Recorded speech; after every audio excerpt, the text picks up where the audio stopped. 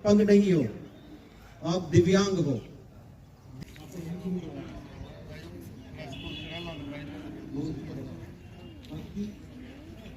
है जो 3 दिसंबर है, ये international day for person with हमारे जितने दिव्यांगजन हैं, आज उनको हम सेलिब्रेट कर रहे हैं। आज उनको हम फेलिसिटेट कर रहे हैं और आज उनके साथ हम खड़े हैं।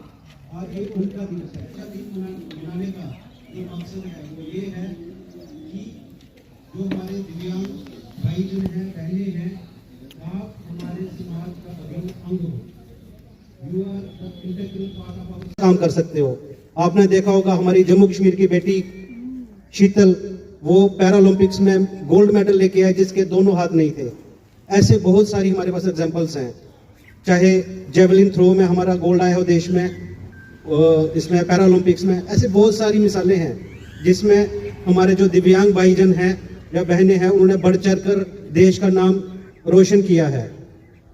और जो आज का जो दिन है, इसका जो मकसद है वो ये है कि जो जितने भी हमारे स्पेशली एबल्ड पर्सन्स हैं उनको पॉलिटिकली, इकोनॉमिकली और सोशली उनको अवेयर करना और उनको समाज में बढ़ चढ़कर जो भी उनका योगदान है उसको और बढ़ाना, और आपकी समाज में क्या आपकी वैल्यू है, क्या कीमत है, आपको बताना कि आप सबसे ऊपर हो।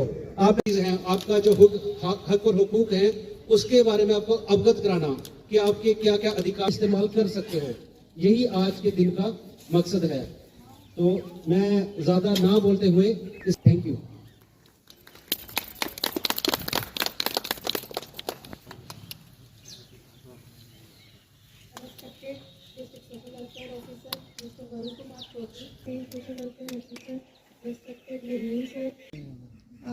आज international day for disabled persons, एक ही छत के नीचे इकट्ठा करके आप लोगों को फेलिसिटेट करना, आप लोगों को ये जताना कि नहीं, आप सोसाइटी में अलग नहीं हो, हमारे जैसे ही हो। जैसे एक नॉर्मल ह्यूमन बीइंग के लिए दिन मनाए जाते हैं, आप लोगों के लिए भी एक दिन रखा गया है जिसमें कि आपको हम फेलिसिटेट आज करेंगे। रामधारी सिंह दिनकर जी कहते हैं कि मेरे सीने में ना सही तेरे सीने में ही कहीं भी हो चिंगारी आग दहकनी चाहिए। मतलब कि जो हमें पता है आपके लिए जो स्कीम्स हैं, जो बेनिफिट्स हैं, जो आपके अधिकार हैं, जो आज आपने यहाँ पर सुने, उनका फायदा तभी है, उसका इस पूरे इवेंट का, इस पूरे ताम झाम का फायदा तभी है अगर जो आपको यहाँ बताया गया, चाहे वो औरतों से रिलेटेड जो स्कीम्स हैं, जो हमारे दिव्यांग जन हैं उनके रिलेशन में जो स्कीम है, हमारे जो बुजुर्ग लोग हैं उनके रिलेशन में जो स्कीम्स हैं, जो उनकी राइट्स हैं, जो आपको यहाँ बताई गई हैं, उसको आपने समझा है, आपने अपने जीवन में, अपनी फैमिली में उसको बताना है। और आपके आसपास के जो लोग हैं जो यहाँ नहीं पहुंच सके किसी कारणवश, आपने उनको भी इस चीज के बारे में बताना है। वो हम भरपूर कोशिश करते हैं।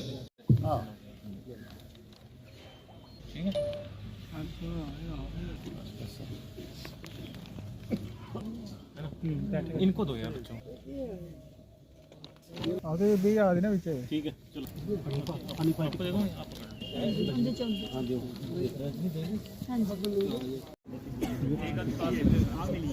को यहाँ पर फिर से एक बार उसके अवगत कराने की यहाँ कोशिश की है आज। सर हमने राहुल अब जैसे कि राहुल की जो बात कर रहे हैं, ये तो एक इंस्पायरिंग स्टोरी है सबके लिए। कैसे इंस्पायरिंग है कि वो अपने घर से निकला और वो जम्मू तक गया, जम्मू के ब्लाइंड होम में रहा है जो कि गवर्नमेंट रन है, वहाँ रहा है, वहाँ उसने ब्रेल सीखी है। ब्रेल सीखने के बाद उसके बाद पंजाब में जाके उसने फर्दर अपनी स्टडीज़ पूरी की हैं। तो अब वो एक स्किल्ड बंदा, वो एक स्किल्ड पर्सनल बन चुका है। उसने कुछ ना कुछ काबिलियत अपने दम पर सीख ली है। अब इसके आगे कौन से डिपार्टमेंट के ज़रिए, या हमारी तो वैसे कोशिश ये है कि सरकार की कोशिश ये रहती है कि हर एक जो दिव्यांगजन भी है या कोई साधारण मनुष्य भी है वो आत्मनिर्भर बने। तो अब ये किस फील्ड में जाना चाहता है जिसमें ये इसको लगता है कि ये काम कर सकता है, हमारी कोशिश होगी कि हम उसको कंसर्न बैंक के ज़रिए कोई लोन मिले, उस लोन से अपना कोई बिज़नेस स्टार्ट करे जैसा भी हो सकता है, क्योंकि डिपार्टमेंट्स में कैसी पोस्ट निकलेगी वो तो कब निकलेगी कब होगा वो तो दूर की बात है। मगर अभी करंट में जैसे कि वो कहाँ पर अपने आप को आत्मनिर्भर बना सकता है, कुछ लोगों के साथ जुड़ के कोई अपना कारोबार शुरू कर सकता है, किसी एनजीओ के साथ मिलके कोई अपना सेल्फ हेल्प ग्रुप बना सकता है। कोई आजकल तो आप अगर देखोगे तो क्रिएटिव दुनिया में जैसे कि आप लोग सोशल मीडिया देखते हो, वहाँ पे कितने लोग हैं जो कि डिसेबल्ड हैं या स्पेशली एबल्ड हैं और उन्होंने अपने चैनल बनाए हुए हैं और वो वहाँ से पैसा भी कमा रहे हैं और वो बाकी लोगों के लिए एक माध्यम बन रहे हैं, इंस्पिरेशन बन रहे हैं। तो उसी माध्यम पे उसी लाइन पर मैं इसको भी हम कोशिश करेंगे कि कुछ ये इस फील्ड में कुछ अपना करें।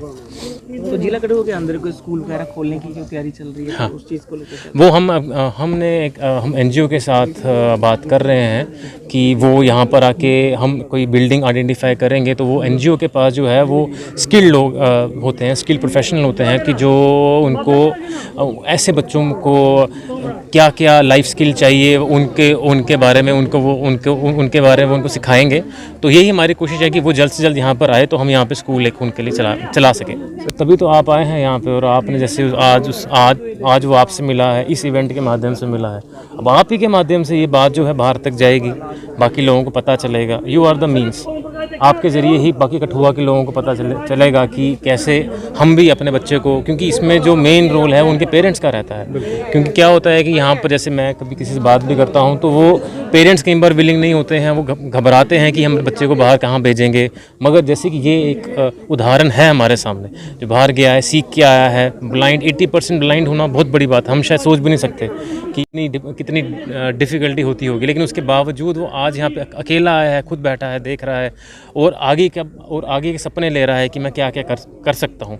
तो ये तो इंस्पायरिंग स्टोरी है ही। और मैं ये मानता हूँ कि जब ये बाकी लोग आपके चैनल के माध्यम से देखेंगे तो ज़रूर राहुल को और ऐसे अनेक हमारे जो यहाँ पे जिन्होंने बुटीक खोली है, इनकी स्टोरी सुनकर भी लोग और भी इंस्पायर होंगे। जो दिव्यांग लोगों की जो पेंशन की मांग रही है कि 3000 की जाए, उसको लेकर कहाँ तक अभी तक? ये तो पॉलिसी इशू है, वो तो स्टेट का मैटर है, वो तो वो देखेंगे, वो हमारे लेवल पर की बात नहीं है। वरुण सर, एक लास्ट सवाल है।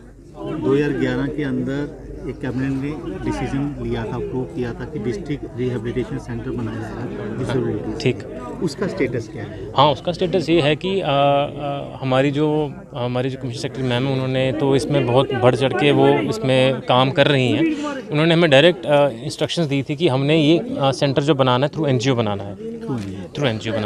तो अब उस एनजीओ के लिए हमने क्या किया है, जैसे कि मैम की डायरेक्शंस रही हैं, डिपार्टमेंट डायरेक्शंस रही हैं, रेड क्रॉस के ज़रिए हम कोशिश कर रहे हैं कि वो एनजीओ हमने कर दी है रजिस्टर थ्रू रेड क्रॉस।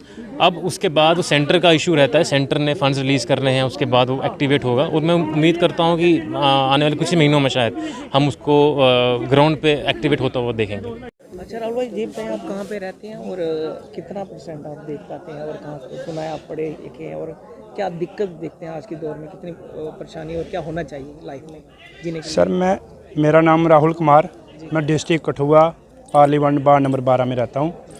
मैं चाहता हूँ कि जो मेरी 80% डिसेबिलिटी है, मैं ये चाहता हूँ कि जो मेरी मतलब कि सरकार से अपील है कि जो जैसे हम लोग डिसेबल्ड लोग हैं, खासकर इनको देखने चाहिए, इन लोगों का ध्यान देने चाहिए। खुद ब्लाइंड हूँ मैं, अगर ब्लाइंड ना होता तो आज मैं पता नहीं कहाँ पे बड़ी अच्छी पोस्ट पे जाता। अब ब्लाइंड हूँ, फिर मैंने मेहनत की, खूब पढ़ाई की। मेरी मासी है, सारा सपोर्ट उन्होंने किया, वो मेडिकल में लगे हैं जम्मू बख्शीनगर में। वो मेरा भी खर्चा उठाया हुआ पूरा घर का, तो और अपना भी, अपने बच्चे का भी, और मेरे 3 मामू ब्लाइंड हैं, उनका भी खर्चा उठाया हुआ है, वो भी नहीं देख पाते हैं। तो मैं सरकार से ही चाहता हूँ कि उनको तो चलो उनकी तो उम्र हो गई, तो मैं चाहता हूँ कि मेरी तो सरकार को मेरी जॉब लगनी चाहिए, सरकारी नहीं तो प्राइवेट लगनी चाहिए। प्राइवेट तो क्यों लगनी है, फिर भी कहीं मैं चाहता हूँ कि डीसी साहब और सोशल वेलफेयर डिपार्टमेंट से चाहता हूँ कि मेरी सरकारी जॉब कहीं तो कहीं एडजस्ट किया जाए, या 4th क्लास कहीं भी तो कहीं भी लगा दें, तो कि अपने माँ बाप को मैं खाना खिला सकूँ और मैं अपने पाँव पे हैंडल हो जाऊँ, तो मुझे हौसला मिल जाए, इतनी पढ़ाई करने का कोई बेनिफिट मिल जाए। तो और मुझे कोई सपोर्ट नहीं दी घर वालों ने आए गरीब थे, कहाँ से करनी थी, ना रिश्तेदारों ने, सिर्फ मेरी मासी ने की। और मुझे क्या कहते हैं, ना कुछ मतलब गवर्नमेंट ने मेरे बारे में सोचा आने वाले में, जो अभी आई हुई है इन्होंने भी नहीं सोचा, जो पहले थी उन्होंने भी नहीं सोचा, ना मुझे, ना सरपंच ध्यान देते हैं, ना पंच, कोई नहीं ध्यान देता हमारी तरफ। अभी कितनी उम्र है आपकी? सर मेरी 25 साल उम्र हो गई है। देखो कहते हैं कि 18 साल के बाद जॉब लग जाती है, मेरी 25 साल हो गई है, फिर भी हमें सब्सक्राइबर लेने पड़ते हैं। जो सब्सक्राइबर होते हैं, जो हेल्पर होते हैं, जैसे मेरा पेपर होता है और 12th क्लास का पेपर होगा तो 11th क्लास का लड़का लेने पड़ेगा। आजकल कोई मानता ही नहीं है। स्कूल में तरले मानने पड़ते हैं, भैया पेपर दे दो। पहले मान जाएंगे, कई बार नहीं मानते हैं, फिर भी वो मान जाते हैं, एट अ टाइम में मुकर जाते हैं। अगर देते हैं पेपर तो उनको बहुत मुश्किल से मनाना पड़ता है। आजकल कोई मानता नहीं है। मैं इस सरकार से ही चाहता हूँ कि मेरी ऐसे ही कहीं तो कहीं एडजस्ट किया जाए। डीसी साहब और MLA साहब से भी अपील करता हूँ, भारत भूषण से मैं ये कहता हूँ कि उन्होंने हमें उनको वोट दिए हुए हैं, तो उनसे भी ये अपील करता हूँ कि कहीं तो कहीं मुझे एडजस्ट कर दो। बहुत मेरे लिए बहुत मुश्किल है जॉब लेना। आज का तो बहुत ज़्यादा कंपटीशन है। मेरी 4th क्लास में जॉब लगी थी, तब भी डीसी साहब ने मुझे पॉइंट लेटर नहीं दिया। कहते आपका मेरिट नहीं बना तो आपको नहीं हम पॉइंट लेटर दे सकते। तो राहुल जी क्या देखते हैं कि सरकार की तमाम स्कीमें चलती हैं, सर बड़े कार्यक्रम किए जाते हैं, 1000 रुपया सिर्फ पेंशन मिलती है, तो घर चलाना और आगे बढ़ना कितना मुश्किल होता है? सर बहुत मुश्किल है। 1000 रुपये की बात है, आप कहते हो 1000 रुपया वो भी नहीं मिलता। अभी दे रहे हैं, लेकिन मैं कहता हूँ कम से कम 10 सालों से कह रहे हैं कि 3000 हो रही है पेंशन, कोई 3000 नहीं हुई। मैं कहता हूँ कम से कम 5000 होनी चाहिए। डिसेबल्ड लोग, हैंडीकैप, बुज़ुर्ग लोग, इनके लिए कम से कम 5000 तो नहीं 3000 तो करो। पेंशन बढ़ने चाहिए। और मुझे कोई सपोर्ट नहीं है, सरकार कोई सपोर्ट नहीं दे रही है, कोई ध्यान नहीं देती। और जितनी भी स्कीमें आती हैं, कोई स्कीम वो नहीं पता चलता, ना हमें कोई बताता है, ना किसी ने आज तक बताया है। आज 3 दिसंबर था, मोहन लाल सर ने हमें बुलाया था, इसलिए हम आए हैं। तो मैं सोशल वेलफेयर डिपार्टमेंट ने सिर्फ एक किया, मैं पढ़ाया। और रूपनगर ब्लाइंड स्कूल था, वहाँ पे पढ़े हम, उन्होंने पढ़ाया। मैं चाहता हूँ कि हर डिस्ट्रिक्ट में एक स्कूल होनी चाहिए सोशल वेलफेयर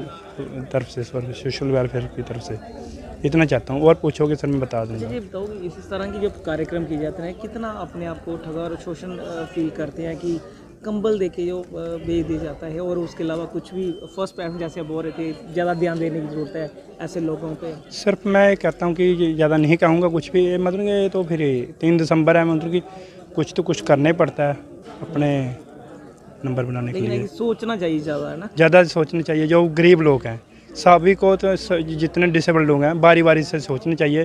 पंचायत को सोचना चाहिए, जो सरपंच हैं उनको सोचना चाहिए। कोई ध्यान नहीं देता। जो आंखों वाले होते हैं, जहाँ जो रिश्वत दें उनको ध्यान देते हैं, बस उसके ऊपर ज़्यादा लोग ध्यान देते हैं, बड़े अफसर लोग।